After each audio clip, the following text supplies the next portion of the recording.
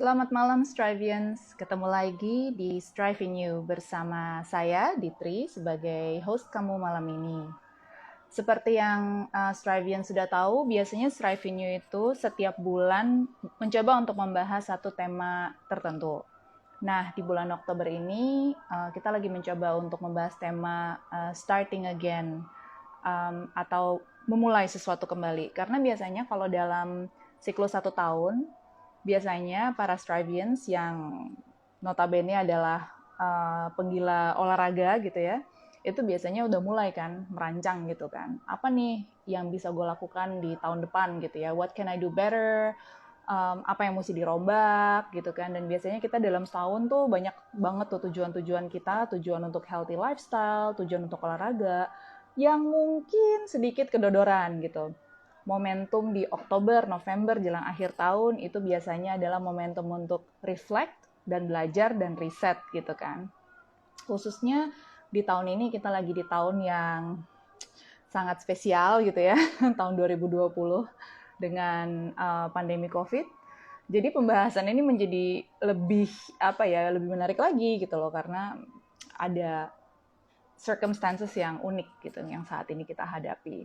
Healthy eating itu adalah tema yang pasti akan selalu relevan gitu, selalu perlu dibahas. Hari ini kita kedapatan tamu IG Live, Tania Alvina, seorang nutritionist yang berpengalaman handling berbagai jenis klien gitu ya, mulai dari yang klien yang high profile gitu ya, sampai klien dengan berbagai macam tantangan. Dia akan hadir malam ini untuk membicarakan soal healthy eating. Dan yang paling penting, bagaimana caranya untuk bikin healthy eating itu menjadi sesuatu yang mudah. Jadi bukan sesuatu yang menakutkan. Healthy eating made easy, itu judul IG Live malam ini. Nah, aku akan undang Tania dulu ya. Nanti biar Tania cerita sedikit soal pengalaman hidupnya, dari perjalanan hidupnya, kenapa akhirnya Tania memutuskan untuk menjadi seorang nutritionist. Oke. Vina, maaf. Kok aku manggilnya jadi Tania? Vina, karena namanya Tania Alvina. Hai. Hai Vina, dari tadi aku Halo. manggilnya Tania, maaf ya. Hai, apa Kenapa? kabar? Oh, iya baik, baik. By the way, kita pakai bajunya sama dong. Oh iya, coba aku zoom out dikit. Strive-nya nggak Kenapa terlalu pakai kelihatan ini? malam ini. Adem banget. Iya, gimana Oh, kabarnya malam ini? baik, baik. Hari ini cukup santai, jadi enak deh. Kamu gimana? Iya, padahal kan hump day ya. Kalau misalnya hari-hari yang di tengah minggu gitu, itu biasanya kalau aku sih ya, hari Rabu tuh biasanya level energinya tuh rendah. Jadi butuh Oh, motivasi ekstra tuh dari bangun aja udah yang ya. menyatakan ke diri sendiri bahwa oke, kalau ini lewat, weekend semakin dekat. Gitu biasanya. Iya, iya, iya. Aku soalnya biasanya kalau buat aku tuh aku pack semuanya tuh di hari Senin sama Selasa tuh kebanyakan di Senin Selasa. Jadi Rabu buat aku kayak nafas bentar, terus Kamis mulai lagi gitu. Oh, itu taktik yang menarik ya. Mungkin harus aku tiru deh itu. Jadi kalau untuk kantor mesti harus praktek kayak gitu. Iya, bener-bener bener. Kalau aku kebalikan malah Rabu tuh kayaknya memuncak dan itu biasanya bikin energinya turun dan Turun. biasanya di situ niat-niat untuk makan sehat itu luntur. Nah, iya, iya, iya, iya, iya. Betul, betul, betul. Co- Karena memang Contoh yang hari namanya stres sama self control mm, itu musuhan. Kalau stresnya tinggi pasti self control turun. Kalau misalnya self controlnya tinggi pasti stresnya bisa diatasi. iya benar. Tadinya hari ini rencana makan salad kok jadi geser ke kue tiaw gitu loh. Oh, ya udah besok makan salad lagi lah. Iya. Vin, jadi aku mau jelasin dulu ke Strivians yang hadir di malam hari ini. Sekali lagi, mungkin yang ada yang baru join juga. Aku sengaja matiin commenting, opsi untuk commenting di dalam IG Live ini supaya mukanya Vina bisa kelihatan. Karena biasanya komennya memenuhi mukanya Vina. Bagi teman-teman yang mau menanyakan pertanyaan, bisa langsung saja taruh di Q&A box yang ada di bawah. Q&A box to box yang ada tanda tanya, tolong langsung drop pertanyaan di sana. Nanti kita akan pilih 3 pertanyaan yang paling keren gitu ya, dan bagi yang penanya akan diberi giveaway oleh Strive Wah, gitu. oke. Iya. Baru kali ini nih ada giveaway-nya. Aku live. Oke, iya, let's start the talk. Kita mau kenal dulu nih sama Vina. Vin, dengar-dengar perjalanan hidupnya rada unik nih, bisa sampai ke profesi ini. Karena profesi ini kan sebenarnya mungkin pada zamannya Vina dulu ya, baru memulai perjalanan untuk belajar dan segala macam. Ini kan masih nggak umum gitu ya, apalagi di Indonesia. Ya, ya. Jadi aku juga nggak nyangka sih bisa mau saya ada di dunia fitness dan health ini. Sebelumnya kayak mungkin aku bisa share dari aku sebenarnya udah memang dari kecil memang aku orang yang aktif. Aku sempat juga jadi competitive swimmer pada saat waktu masih kecil, tapi akhirnya berhenti karena sudah terbagi distracted lah untuk sekolahnya, dan orang tua aku memutuskan waktu nggak bisa karena suka ketiduran di kelas, karena kan olahraganya kan akhirnya pagi-pagi kan, ketiduran di kelas, Oh terus iya, itu iya. kulitku sudah kusam sekali, terus kayak banyak kayak kayak panu-panu kecil gitu, terus mamaku kayak aduh ini kayaknya udah deh jangan deh gitu. Jadi udah setelah itu aku tergila-gila dengan namanya gym dan fitness. Hmm, 12 tahun lalu lah aku mulai punya membership gym. Nah, seperti kebanyakan wanita saat ini ya, kita pasti memulainya dengan intensi yang baik ya kan, tapi kita tersesat gimana jalannya itu, kita nggak ngerti gimana caranya untuk pada dasarnya mendapatkan yang terbaik untuk kita mungkin aku waktu itu tuh bisa cerita, aku juga sering berbagi juga di account pribadi aku, di IG pribadi aku pernah memiliki disordered eating yang sudah borderline eating disorder, dimana ya aku that's why this topic is very close to my heart, karena banyak sekali pasti di luar sana yang wanita-wanita yang kalau aku share ini juga banyak yang ternyata mengalami yang sama gitu, tidak tahu bagaimana untuk memberikan nutrisi yang baik, dan bagaimana cara berolahraga yang baik, dan aku melihat banyak sekali misinformasi yang dimana itu juga berakibat sangat cukup buruk di aku, dan karena itulah yang menyebabkan aku mulai belajar gitu, mulai belajar untuk nutrisi di 2016. 2016 aku ambil sertifikasi dari AFAA untuk wellness consultant. Lalu dari situ kita sebenarnya nggak bertujuan untuk kerja di dunia ini juga gitu. Cuman untuk membekali diriku sendiri, karena aku merasa pada saat itu aku sudah di titik terendah aku, di mana aku sangat takut dengan makanan, takut sekali dengan makanan, tapi tidak bisa berhenti memikirkan makanan. Terus aku juga sudah mulai mencoba untuk menjadi bulimia, mencoba untuk memuntahkan, pergi. Lalu pada saat itu aku pikir, wah ini saat itu kan nggak ada ya namanya kayak Instagram, kayak nggak banyak gitu info tentang health, nutrition, apalagi eating disorder, ya kan.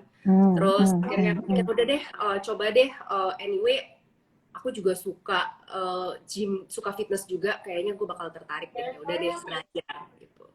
Then from there it was eye opening, and about 2 years ago I started working in fitness industry. Ada yang menawarkan aku untuk menjadi cycling instructor pada saat itu.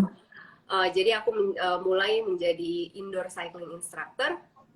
Karena waktu itu juga aku menikah, dan aku pada saat itu pekerjaan aku di luar Jakarta, dan aku jadinya harus memiliki pekerjaan di Jakarta. Nah pada saat itu barulah aku terjun ke dalam dunia fitness. Terus panggilanku tuh emang dari dulu tuh makanan gitu loh, Dit. Rasa makanan Panggilanku itu makanan. makanan gitu, kayak nutrisi. Sebelumnya juga aku belajar aku juga kerja di F&B, jadi aku memang sangat nutrisi dan makanan tuh sangat kayak sesuatu yang aku passionate, dan aku mengerti sekali bagaimana how we are brought up, our culture, itu semua bisa mempengaruhi bagaimana kita melihat makanan atau kita memiliki suatu pandangan terhadap makanan. That's why I feel very interested in learning more. Dan waktu itu aku pikir aku cari deh course yang lebih lebih mengajarkan tentang ini, tentang psikologinya, tentang dan pada saat itu akhirnya aku memutuskan untuk mengambil precision nutrition karena precision nutrition tuh bisa dibilang course yang sangat sangat memanusiakan klien lah gitu. Jadi realistis gitu. Nggak cuman melulu tentang sainsnya. Jadi pada saat itu ya udah aku belajar dan sangat eye opening dan aku memutuskan oke deh, let's do this like full time. Let's help other people to atau kayak help untuk supaya lebih tidak banyak lagi misinformasi gitu. Makasih loh Vina udah sharing pengalaman pribadi yang mungkin kalau orang lain mungkin akan ini kan bukan lazim ya di budaya kita ya untuk membicarakan hal-hal seperti ini, mungkin dianggapnya sangat pribadi gitu ya, eating disorder. Mungkin Vina bisa jelasin sedikit nggak sih konsepnya eating disorder itu, hubungan kita dengan makanan itu kalau misalnya hubungannya seperti apa sampai bisa dibilang itu disorder gitu, Vin? Itu kan hal yang we don't talk about it. Apakah misalnya kayak, gue suka ketoprak, tiap hari makan ketoprak, itu udah mulai disorder nggak? Atau apa gitu? Where is di mana batasannya gitu, Vin? Dari sisi, dari sisi expert gitu, gimana, Vin? Konsepnya itu seperti apa sih sebenarnya? Jadi emang aku bukan seorang ED specialist atau eating disorder specialist, karena memang kalau untuk menangani khusus eating disorder dan juga ada juga kadang aku menerima DM untuk coaching di mana eating disorder, aku tidak equip dengan pengetahuan itu karena itu butuh orang yang memang mempelajari psikologinya dari seorang yang menderita ED, karena ED itu bisa dibilang termasuk golongan mental illness gitu. Tetapi tetapi kalau namanya disorder eating itu memang rata-rata kita semua punya kok. Tapi levelnya yang berbeda-beda. Nah, eating disorder memang sudah di mana kita itu sudah melakukan tindakan-tindakan yang benar-benar destruktif ya dan berulang-ulang gitu. Kan kalau disorder eating itu ya mungkin bisa dibilang kalau kita men-treat makanan sebagai sesuatu yang transaksional, yang kita habis makan ini kayaknya makannya banyak nih, 500 kalori. Ya udah deh, abis ini coba jalan dikit deh supaya keluar juga 500 kalorinya. Nah, ini itu bisa digolongkan menjadi suatu disorder eating. Itu padahal sering kita dengar ya. Kayak misalnya makan, ada orang di IG posting abis makan bakmi, wah abis ini gue harus lari maraton nih, gitu ya. Sering padahal kita, dan malah kita anggap lumrah ya di masyarakat kita ya. Seperti ini. Jadi itu mungkin bisa nanti kita coba kembangin menjadi topik sendiri itu ya, menarik banget gitu. Karena mungkin ini hal-hal yang tadi Vina udah bilang, banyak dialami khususnya sama perempuan gitu ya, tapi tidak dibicarakan dan juga akhirnya tidak ditreat gitu kan dengan baik. Aku lumayan sih, kayaknya semakin kesini semakin banyak yang lebih merasa itu sesuatu yang bisa di-share untuk saling membantu. Karena when I was at that place, itu seperti merasanya gak ada yang lain kan gitu. It was very lonely gitu. Iya, makasih banget udah sharing. Nah, aku mau klarifikasi dulu nih soal title kita kan. Kan kita ngomong healthy eating. Healthy eating itu sama dengan diet nggak sih, Vin? Diet itu sama nggak sama healthy eating? Oke. Menurut aku healthy eating itu emang di semua orang itu berbeda-beda, ya kan? Dan menurut aku sih scientifically memang di semua orang sebenarnya healthy eating itu berbeda-beda. Ada loh, maksudnya kayak emang guideline-nya itu mirip-mirip, semuanya guideline-nya sama. Tapi badan setiap orang kan berbeda-beda. bisa aja yang namanya vegetable buat kita, sayur-sayuran sehat buat kita, buat orang lain ada orang-orang tertentu yang sayuran tidak sehat buat dia, akan mendatangkan masalah digestion misalnya seperti itu. Tapi diet ya berarti, maksudnya diet dalam artian diet ini ya, diet mau menurunkan berat badan gitu ya, atau weight management gitu. Beda sih dengan healthy eating. Healthy eating pada dasarnya yang memikirkan apa yang terbaik untuk tubuh kita. Dalam artian memberikan yang dibutuhkan. Kalau diet dalam artian diet untuk weight manipulation, berarti tujuannya itu adalah weight manipulation tersebut, di mana mungkin saja ada yang coincide, mungkin aja ada yang sejalan, healthy dan juga bisa menurunkan berat badan atau menaikkan berat badan. Tetapi tujuannya beda, dan karena tujuannya beda, mungkin aja ada juga yang tidak akan sejalan. Gitu. Oke. Karena tujuannya berbeda, jadi mungkin nggak ada yang sejalan. Kembali ke healthy eating tadi, healthy eating itu beda-beda bagi setiap orang.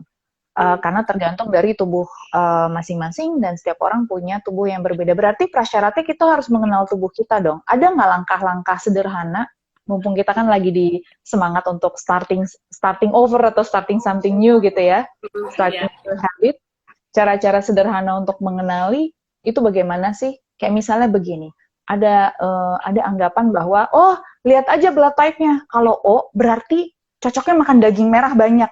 Itu bener nggak sih, Vin? Nah, aku sendiri tuh I'm not a fan terhadap cara-cara yang seperti ya diet golongan darah atau diet, tapi mungkin ada juga ya yang bisa, bukan diet golongan darah, tapi seperti yang olahraga sesuai atau diet sesuai, ada tipe badan ektomorf, endomorf, mesomorf. Kalau yang itu menurut aku ada guideline yang mungkin bisa diambil dari situ, tetapi nggak semua. Dan hal-hal yang seperti golongan darah atau apa ya, kayak Atkins atau paleo atau itu semua itu kayak kita itu emang suka untuk mengambil guideline yang bisa dibilang arbitrary gitu, tidak customize gitu, supaya gampang aja. Nah, ya mungkin tujuannya baik, intensinya baik, intensinya bukan buruk pada saat ada orang menciptakan diet-diet ini, karena ya bisa dibilang obesitas kan cukup serius ya, sudah menjadi sesuatu yang cukup serius gitu. Jadi mungkin dengan intensi yang mau memperbaiki kondisi ini, dibuatlah peraturan-peraturan seperti itu gitu, karena kan nggak semua orang mau atau mampu untuk mencari solusi yang customize dengan tubuh dia. Tetapi sayangnya kalau misalnya orang bukannya karena dia nggak mampu gitu ya, tapi dia nggak mau untuk mencari tahu dan jadinya malas, jadinya ngikutin aja terus. Tujuannya selalu cuman untuk menguruskan badan gitu, atau menurunkan berat badan gitu, kayak keto gitu misalnya ya gitu. It's okay, tapi sebenarnya keto diet itu kan diciptakan untuk kondisi-kondisi kesehatan tertentu gitu. Kok lumayan sekarang ini digunakan untuk menurunkan berat badan gitu. Berarti langkah pertama, tips sederhana, tentunya selain consult seorang nutritionist, untuk sesederhana mengenali badan kita tuh responnya positif terhadap tipe healthy eating yang seperti apa, itu caranya gimana? Memang harus pencarian ya? Sebenarnya kita bisa banget dengerin, dan tubuh kita tuh selalu memberikan sinyal pada kita. Dari rasa lapar kita, rasa energi kita sepanjang hari. Kan beda tuh, Dit, kalau lagi energinya bagus, misalnya tidurnya bagus ya. Misalnya tidurnya lagi bagus, pas bangun tidur tuh kayaknya rasanya tuh happy gitu, kayak badannya ringan, langsung misalnya langsung ke toilet gitu ya, rasanya tuh kayak nggak ada rasa kayak berat, susah, ngantuk gitu. Nah itu berarti tubuh memberitahu bahwa kita sudah mendapatkan tidur yang cukup, tidur yang baik. Hari ini kita bisa mungkin olahraganya lebih, maksudnya olahraganya mau lebih intens nggak apa-apa gitu. Nah tapi kalau misalnya bangun tidur rasanya kayak lemes, tahu kan yang kayak matanya susah untuk buka gitu. Nah itu badan mengasih kalau kita sebenarnya mungkin capek, ada kurang tidur, atau mungkin kita juga dari psychologically juga apa, kita sebenarnya badan kita jadi capek gitu. Sama aja dengan makanan. Kalau kita makan, setelah itu badan kita mungkin perut kita ada nggak rasa kayak gassy, bloated, kayak sakit perut gitu. Nah mungkin aja kalau misalnya seperti itu, mungkin sebelumnya kita makan goreng-gorengan berminyak gitu. Oh mungkin pencernaan kita lagi kesulitan untuk mengkonsumsi atau mendigest, mengurai si fat ini gitu. Nah kita bisa mendengarkan sebenarnya, tapi kita harus bisa, maksudnya kita rajin-rajin lah gitu untuk kayak menyelidiki dan mencocokkan kembali apa sih yang terjadi sebelumnya gitu. Jadi aku tiba-tiba kepikiran nih, Vin. Kalau begitu kan kita biasanya punya bagi yang biasa mulai mau memantau berat badannya gitu, biasanya mulai bikin food diary tuh. Mungkin sekarang harus juga mencatat reaksi ya setelah makan makanan itu ya. Jadi feeling hari itu setelah makan dan sebagainya mungkin layak untuk didokumentasikan juga ya supaya kita bisa tracking nih makan siomay ini aja. Makanan seputar aku tuh tahu isi siomay, donat gitu ya. Siomay ini nih efeknya gimana ya ke ususku gitu. Habis makan siomay rasanya kayak masuk angin gitu. Iya. Kayak gitu kali ya. Bener, itu good idea banget. Mungkin kalau nggak nyatet pun, setidaknya foto. Terus habis itu yang dicatat lebih ke rasanya gimana gitu. Jangan dicatat 5 sendok makan nasi, 3 sendok makan daging gitu. Jangan kayak gitu aja, malah yang dilihat apa sih rasanya gitu setelah makan. Oke, ini tips menarik sih, karena biasanya kita nggak secara intuitif gitu ya mengkaitkan hal itu dengan makanan, karena biasanya yang dikaitkan misalnya faktor eksternal seperti misalnya karena duduk di bawah AC atau misalnya karena pancaroba gitu ya, atau faktor-faktor lain seperti mood dan stres gitu. Makanan ternyata juga perannya besar sekali dan harusnya kita pantau juga ya. Menarik, aku akan coba itu deh.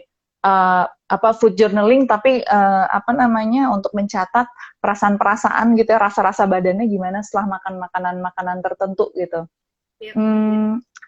Nah, healthy eating, Vin, itu kan identik dengan hal yang mahal gitu, yang susah gitu. Jadi gini, wah berarti mesti beli quinoa, quinoa kan impor gitu kan dan mahal. Atau wah berarti harus beli seledri Australia, wah gitu kan, yang ada merek jus tanpa menyebut mereknya, bukan hanya satu merek, kita ada beberapa merek di Instagram yang mempromosikan bahwa ini nih gitu, ini nih miracle-nya gitu ya untuk bikin badan terasa lebih sehat, detox segala macam. Jadi identik dengan bahwa kalau kita mau healthy eating, otomatis kita pengeluarannya tuh akan harus naik gitu ya untuk makanan. Belum lagi prepare-nya, persiapan makannya harus ribet gitu kan. Either kalau kita punya duit lebih kita catering gitu kan, atau ya udah pasti harus lebih lama nih gitu kan nyiapin makanan kita gitu kan. Itu gimana, Vin, pandanganmu soal itu? Memang ada benernya tapi ada nggak benernya juga gitu ya. Kalau kita ngomongin tentang kayak makanan seperti bakwan goreng atau cireng yang pakainya tepung gitu ya, Adit ya, siomay, memang itu bisa harganya terjangkau karena memang tidak ada nutrisi di dalam situ. Itu benar-benar cuman tepung. Kalau bakwan sayur pun sayurnya sedikit gitu. Nah memang itu memang kalau beberapa makanan seperti itu memang mungkin harganya sangat terjangkau. Tetapi kita harus maksudnya kita juga harus lihat lagi gitu. Apakah prioritas kita badan kita sendiri, prioritas kita itu membeli yang lain, jangan-jangan makannya maunya cireng, apa bakwan goreng gitu, tapi pakainya mau apa nabungnya buat iPhone yang baru gitu. Jadi ya lihat prioritasnya. Tapi aku nggak setuju dengan makan sehat itu harus mahal. Karena kita banyak makanan Indonesia itu sebenarnya sehat loh. Tidak dibandingin sama the standard American diet, wah makanan Indonesia sudah sangat jauh lebih sehat. Kita punya lalapan, kita punya gado-gado, kita punya ikan, banyak kan ikan kembung, ikan kue, dan kita bisa beli hal-hal yang di Indonesia tuh banyak gitu tersedia, seperti ya itu sate, lalu apa ya, tadi gado-gado gitu, itu kan cukup terjangkau. Nggak harus selalu kita belinya kale atau quinoa. Kacang merah, lalu apa? Kacang merah kan nggak mahal, kacang kedelai nggak mahal, tempe nggak mahal. Ikan juga bisa dibilang juga banyak yang ikan yang cukup terjangkau gitu. Jadi banyak sih kalau kita mau benar-benar apa menghemat juga banyak gitu menurut aku. Tapi kan pada umumnya tetap dianggap kalau makanan-makanan Indonesia ya, yang mungkin standar kalau kita scroll down list di GoFood gitu ya, atau GrabFood ya, jangan ini ya, jangan menganak emaskan satu jenis tertentu ya. Itu kan tetap anggapannya kan bahwa ini kan nggak sehat gitu. Misalnya contohnya bakso gitu kan, tadi sate udah disebutin segala macam. Apa triknya tuh sebenarnya di apa sih, Vin? Apa misalnya kita harus ngubah logika porsi kita, atau logika ini, atau aku juga pernah dengar, gue pernah dengar soal saus gitu loh, bahwa kalau misalnya pesen gado-gado sausnya dipisah gitu, karena biasanya kalau dateng di restoran sih biasanya, kalau take away sih enggak ya, kalau di restoran dia udah berenang di dalam saus kacangnya gitu kan.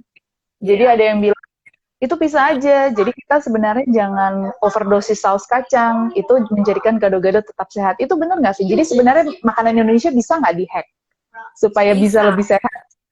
Bisa banget. Jadi yang itu tadi salah satunya, dan lucunya nih, selama ini setiap orang yang aku sarankan gado-gado itu pakainya sausnya sepertiga aja, atau seperempat aja, bahkan kadang lebih kecil daripada seperempat, lalu dikasih air dibuat menjadi lebih cair dengan air. Emang kedengaran kayak hah gitu, tapi benar dicoba terus langsung disiram ke gado-gadonya, di ini dicampur gitu. Kalau mau gado-gadonya boleh dipotong-potong lebih kecil, jadi lebih gampang untuk dicampur, semuanya lebih rasa dari itu lebih bisa tersebar gitu. Itu tuh mempengaruhi. Selama ini tidak ada satupun orang yang bilang ke aku, aduh nggak enak deh gado-gadonya. Semua kayak, oh iya ternyata sama aja gitu. Terus habis ini kalau kita take away gitu, gado-gadonya sausnya bisa, gado-gadonya segini, sausnya segini. Iya. Enak banget. Nah ini yang menarik, gorengan. Gimana cara ngehack gorengan? Gorengan itu bisa itu favorit aku. Emang gorengan itu kan ada rasa kayak wangi dan gurih gitu ya kalau misalnya digoreng gitu.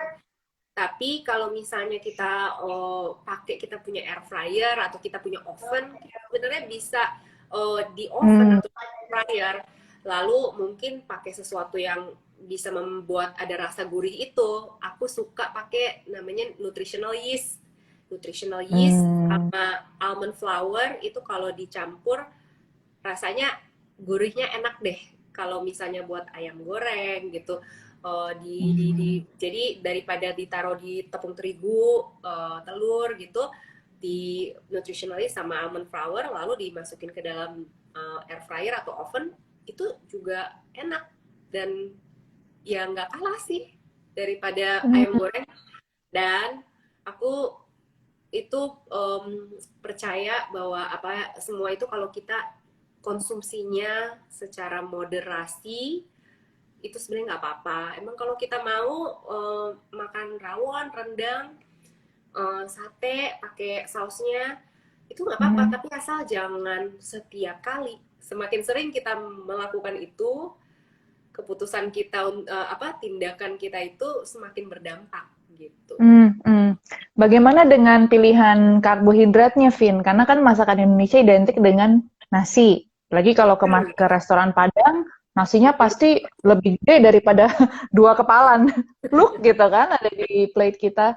Itu benar nggak kalau misalnya kita perlu substitusi, anggapan kalau kita perlu substitusi nasi putih itu dengan mungkin nasi lain gitu ya, beras merah atau apa, atau bahkan kita hilangkan sama sekali. Kalau menurut Vina gimana? General principle-nya gimana?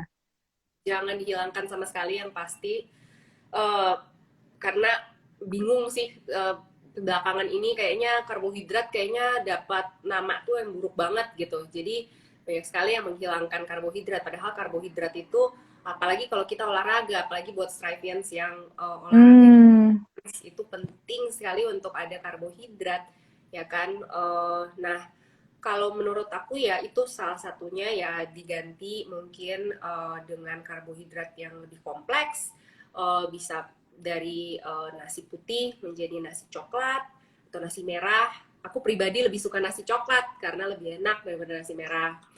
Terus yang enak buat kita, cari yang kita suka, kentang diganti menjadi ubi, terus porsinya juga dikontrol. Jadi kalau misalnya bayangkan ada piring ya, gitu, piring dibagi dua. Yang bagian paling besar, bagian setengah itu bagiannya sayur. Terus yang bagian setengahnya lagi bagi dua. Lalu itu di atasnya nasi, di bawahnya daging gitu. Dibagi dua, yang setengah itu nasi gitu. Jangan. Jadi kalau misalnya ini ya on average gitu. Tapi kalau habis olahraga yang endurance yang lama, yang memang mungkin sangat taxing, ya mungkin bisa diperbanyak di karbohidrat. Oke. Baik, kita sekarang ke sesi tanya jawab ya. Ini udah banyak pertanyaan nih ngantri. Aku pilih yang ini nih, keren banget. Dari Tropical Sunny Girl. Gimana sih caranya menahan craving meskipun udah makan? Kadang lidah nggak puas dan ingin makan makanan lain yang enak. Ini penting banget, Vina. Ya ampun, ini it happens to the most of us. Udah makan, udah kenyang perutnya, tapi nih mulutnya masih kepengen ngunyah terus. Gimana sih, Vin? Itu tanda-tanda apa sih sebenarnya? Itu tanda-tanda belum puas ya. Tanda-tanda intinya 1-2 kata, belum puas. Jadi banget untuk kita tuh tahu bahwa kita tuh manusia yang diciptakan untuk mengenjoy hidup kita, untuk menikmati hidup kita. Kita nggak bisa ngelakuin sesuatu yang kita bener-bener nggak suka terus-terusan. Serobot-robotnya kita pasti kita akan mencari alasan untuk tidak melakukan itu. Sama halnya dengan namanya craving seperti ini. Jadi mungkin nggak pada saat makan makanannya nggak suka sama sekali sebenarnya, tapi kayak aduh udah deh, yang penting gue sehat, yang penting gue ini gitu. Sebenarnya kalau kayak gitu jangan dipaksa gitu. Carilah elemen-elemen tertentu yang bisa bikin makanan yang sebenarnya kamu kurang enjoy itu menjadi lebih enjoyable. Misalnya tambahin kerupuk tapi di porsi, atau tambahin adono kecap tapi di porsi, atau misalnya tambahin sambal tapi sambalnya mungkin bukan digoreng tapi mungkin dikukus atau apa gitu. Ya carilah gitu kayak hack-hack yang kita sendiri tuh bisa enjoy gitu. Jadi itu penting, harus ada part itu. Kalau enggak pasti pas selesai, aku pun juga ngerasa gitu, kalau selesai kayak terlalu apa ya, dalam artian terlalu bersih gitu makannya gitu, nanti kayak waduh asik nih kayaknya ngapain ya gitu. Jadi tiba-tiba pesen martabak. betul. Ya, gitu. Jadi tadi menarik tuh yang soal itu ditambah elemen-elemen yang kita suka. Berarti kita harus mengenal diri kita sendiri ya. Kita sukanya apa nih? Misalnya tekstur tertentu. Berarti bisa diakalin dengan kerupuk gitu ya contohnya. Terus tadi rasa-rasa tertentu ya. Ada yang geng manis gitu, berarti kecap manis. Ada geng pedas, berarti sambal ya tadi Vin ya. Ya, Kalau aku geng betul. asin, Ah, aku ya. geng asin. Aku juga sama kayak Vina, ngakalinnya pakai nutritional yeast, Oh, atau iya. sekarang lagi suka pakai bubuk nori. Oh, iya, iya, iya, iya, iya, iya. Oh, sama kaldu mushroom juga ya, kaldu jamur juga. Kaldu jamur, iya benar-benar. Kaldu jamur juga iya ya. Aku nggak kepikiran ya buat ditabur ya. Itu kadang-kadang emang kalau lagi makan yang terlalu bersih, kok kurang asin ya gitu. Tapi nggak mau nambahin garam, jadi nambahinnya yang begitu-begitu. Iya bener juga ya. We have to spice up ini apa Spice up, namanya, or our healthy eating, our healthy food gitu. ya. O- Terus kita juga Oke. bisa juga lihat kalau emang kita lagi kepingin banget baca situasi juga lagi kepingin banget manis udah dari kemarin kepikiran pingin apa gitu jangan ditahan-tahan terus gitu makan aja tapi Hmm. gitu punyalah kepercayaan terhadap diri sendiri bahwa diri sendiri bisa berhenti gitu jangan kayak aduh jangan deh, ntar nggak bisa berhenti jangan nggak bisa berhenti lama-lama pasti akan kebablasan Oh iya iya, harus percaya diri. Oke, good. Itu kayak tips yang keren banget. Oke, jadi tadi udah satu pertanyaan. Nah, ada juga pertanyaan menarik soal minuman favoritku dari hmm, Mera Sumarno. Apa betul kopi sebaiknya dihindari saat diet? Kalau udah minum kopi, baru on fire kerja soalnya. Sama banget, otaknya nggak on kalau nggak minum kopi, gimana dong? ini juga bingung kenapa kopi dapat kayak nama buruk gitu sebenarnya nggak apa-apa sih kayak kopi kopi juga banyak health benefits-nya kok. Kopi bahkan juga adalah antioksidan juga dan Mm-mm. asal kita limit caffeine intake kita tidak berlebihan. Lalu pada saat kita Mm. minum kopi kita juga nggak dalam kondisi benar-benar perut kosong dan nggak berencana untuk makan gitu. Caffeine should be okay dan Mm. nggak dekat-dekat tidur karena di dalam tubuh kita kafein itu bisa dimetabolisasi selama sekitar 7 sampai 9 jam. Jadi kita perlu tahu kalau kita mau tidur jam 10 malam Oh, terakhir mm-mm. kita sebenarnya jam 1 gitu. Jangan lebih dari itu karena Oh, bisa ada residunya gitu. lama juga ternyata ya metabolisasi kopi ya. Jadi Lama. makanya kalau kopi sore itu bisa melek sampai pagi kalau begitu. Ya, ya, ya. Dan setiap orang toleransi terhadap kopi mungkin juga jadi beda-beda ya, Fik, ya. Tergantung udah berapa lama misalnya ya, dan berapa Ya, banyak ya, ngopinya gitu dalam rentang waktu tertentu. Iya sih, aku ya. baru baru kepikiran. Jadi tapi kopi nggak perlu dimusuhin ya sebenarnya ya. Enggak sih, nggak perlu dimusuhin.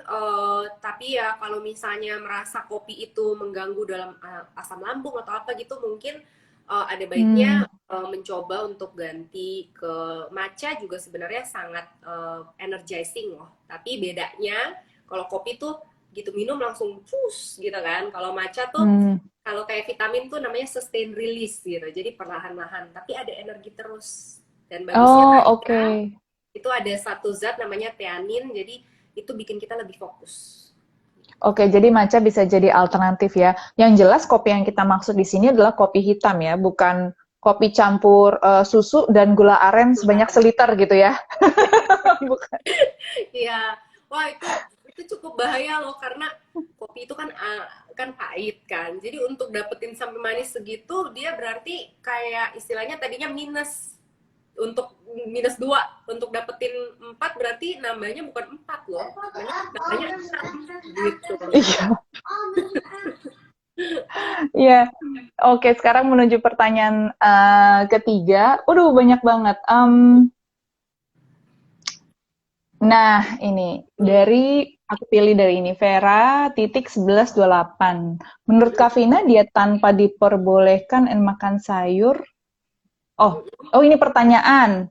Diet yang diperbolehkan dan makan sayur karena untuk mengejar berat badan supaya oh ini baliknya ke weight management ya. Mungkin Vina bisa jelasin sekali lagi soal seberapa bedanya sih kita sama orang lain sampai dengan kita harus benar-benar tuh punya plan baik apapun tujuan kita ya yang benar-benar individualized gitu. Emang bener ya kita itu segitu bedanya sama orang lain. Gak ada misalnya kayak plan yang universal gitu semua orang bisa taati. Itu gimana sih Vin Soalnya pasti Vina tuh kerjaannya dapat pertanyaan soal gitu sih. Aku gimana ya Kak? Wah, tapi kan nggak tahu orangnya kayak gimana, susah juga kan? Betul, betul banget. Kalau yang nonton di sini sering kayak mungkin gimana ya kalau misalnya aku tuh olahraga atau aku makan misal olahraga lututnya sakit atau makan lalu rasanya kembung itu gak bisa dijawab kalau lewat eh, Instagram atau lewat online gitu. Mungkin online bisa kalau misalnya one to apa face to face maksudnya kayak in person yang one on Hmm. one gitu ya 1 banding 1 untuk konsultasinya karena kenapa karena kita semua punya badan yang super berbeda-beda. Kita punya situasi hidup yang sangat berbeda-beda. Kita punya history tubuh tuh semuanya sangat menentukan nasihat seperti apa yang harusnya diberikan gitu. Jadi mungkin Mm-mm. kalau misalnya menanyakan sesuatu yang lebih apa sih lebih general seperti apa ya yang oke biasanya apa sih yang sebaiknya dilakukan gitu kalau misalnya untuk menurunkan berat badan mungkin itu lebih bisa dijawab gitu ya.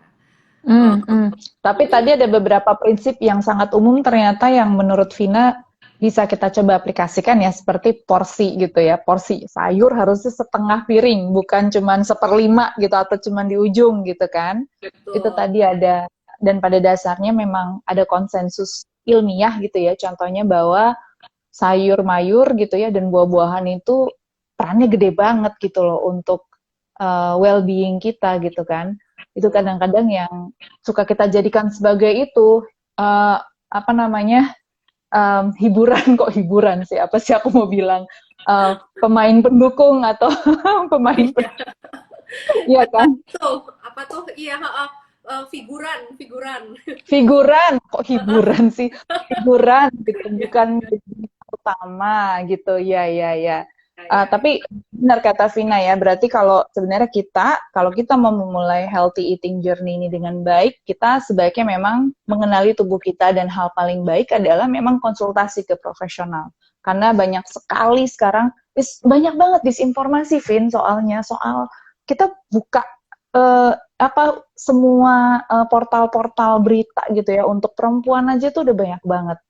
Hmm. Tiap 3 bulan ada diet baru gitu kan. Tiap 4 bulan ada diet baru yang harus dicoba gitu. Hmm. Nah itu memang berarti memang harus ke profesional ya, ke profesional dulu. Kita layaknya kita sisihkan waktu gitu ya dan sumber daya untuk mengenali badan kita sendiri supaya journey ini benar. Nah kalau udah memulai journey ini, ada nggak tips-tips untuk tetap konsisten, Vin? Kalau misalnya kita sekali kepleset gitu beli martabak terang bulan gitu, apakah kemudian berarti healthy eating journey kita udah selesai gitu? Maksudnya bukan sudah selesai.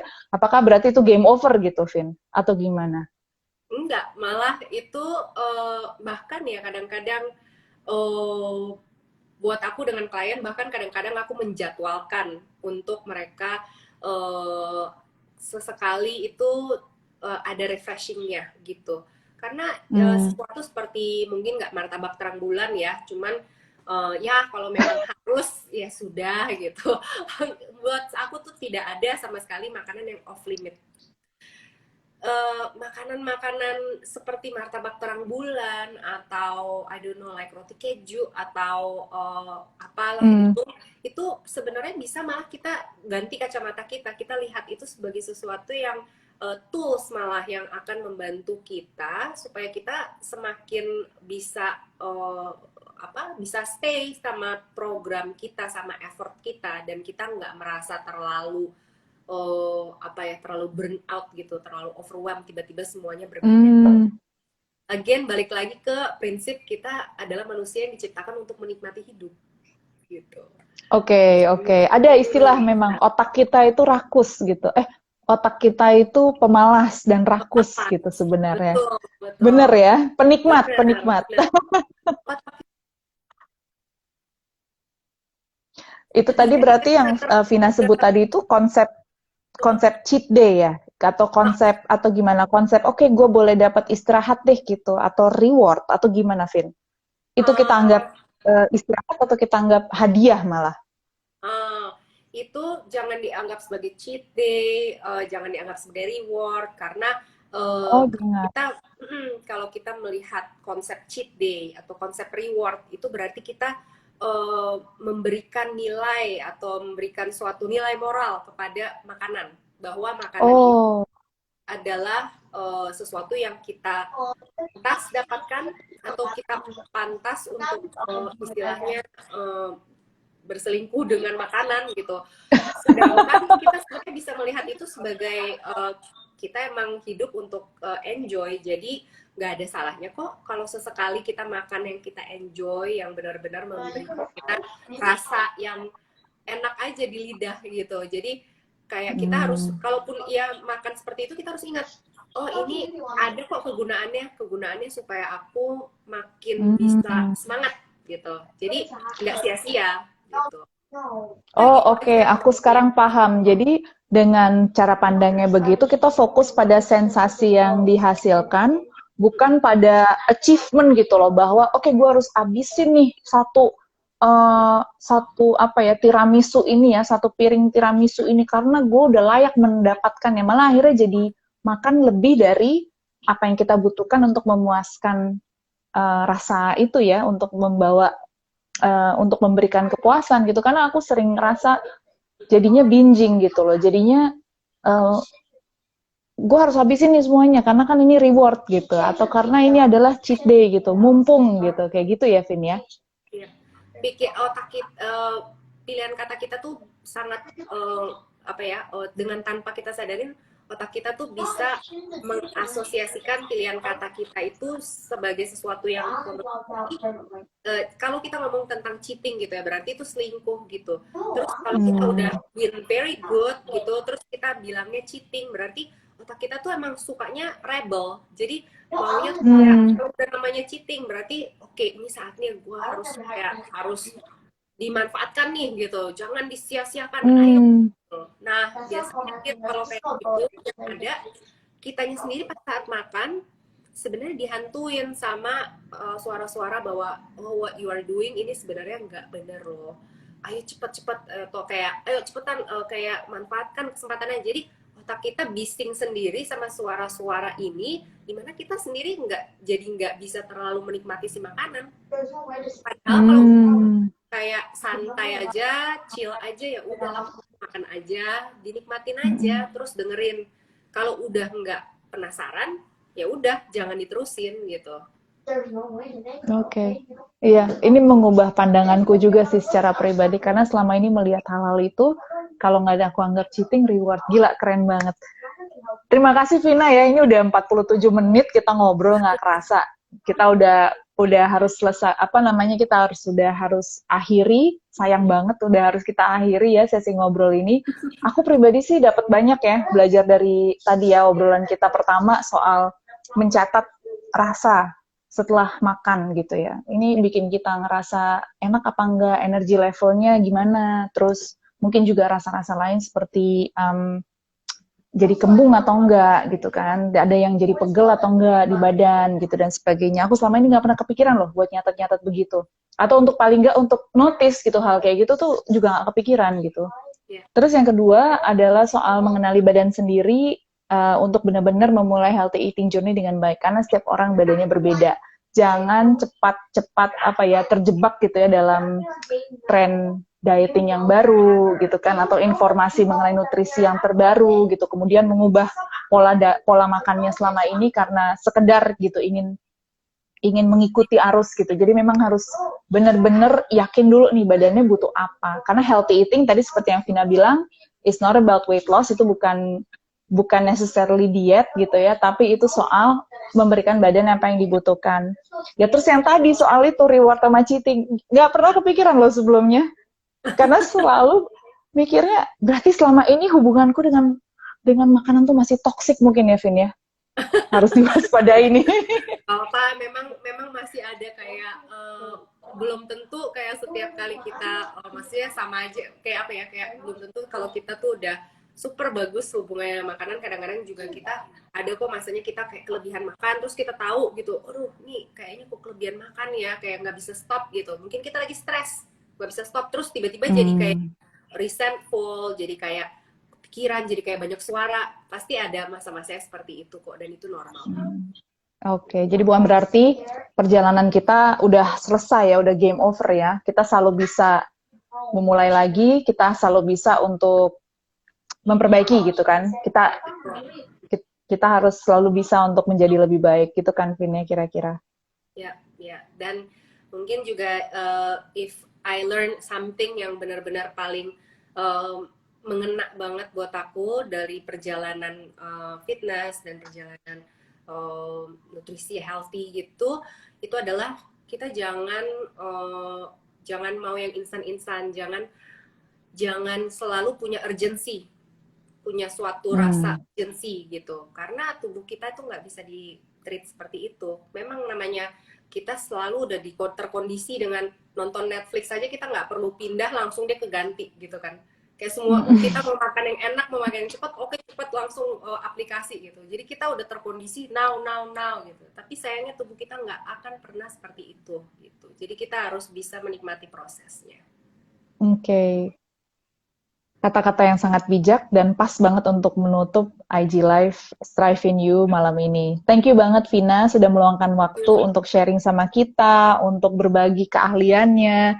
Dan yang paling penting tadi loh, tips hacking makanan Indonesia. Mudah-mudahan nama Strivians dicatat loh, karena Strivians sih banyak nih yang sukanya makan soto ayam, sate habis sepedaan, habis lari. Nah ini perlu dicatat nih ya.